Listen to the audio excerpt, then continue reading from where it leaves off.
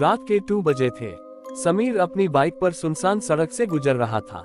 हल्की हल्की धुंध और सन्नाटा माहौल को और डरावना बना रहा था।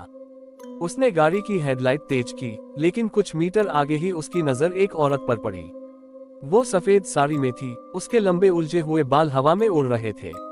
समीर ने सोचा, इतनी रात को ये यहाँ क्या कर रही है।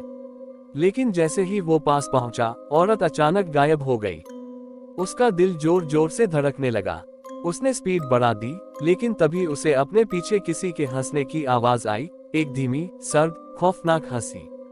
उसने कांपते हुए रियर व्यू मिरर में देखा, उसकी सीट पर वही औरत बैठी थी। उसकी आंखें गहरी काली थीं, चेहरा पीला और भयानक, और वो समीर को घूर रही थी। डर से उसका गला सूख गया। उसने बाइक की स्पीड और बढ़ा दी, लेकिन सड़क खत्म हो गई। सामने एक पुराना, टूटा फूटा हवेली जैसा मकान था। अचानक बाइक बंद हो गई। समीर तेजी से उतरा और जैसे ही पलटा, वो औरत उसके ठीक सामने खड़ी थी। तुम बच नहीं सकते, वो बुदबुदाई और उसके होठों से खून टपकने लगा। समीर चीखने ही वाला था कि उसे महसूस हुआ, उसकी टांगें जमीन से चिपक गई हैं। उसने हिलने की कोशिश की, लेकिन वो जकड़ चुका था। अचानक औरत ने अपना मुंह खोला और उसके अंदर से भयानक चीखें निकलने लगी।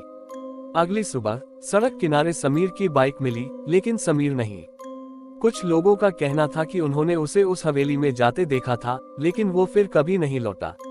आज भी अगर कोई रात के 2 बजे उस रास्ते से गुजरता है, तो उसे बाइक की आवाज सुनाई देती है और रियर व्यू मिरर में एक काला साया नजर आता है।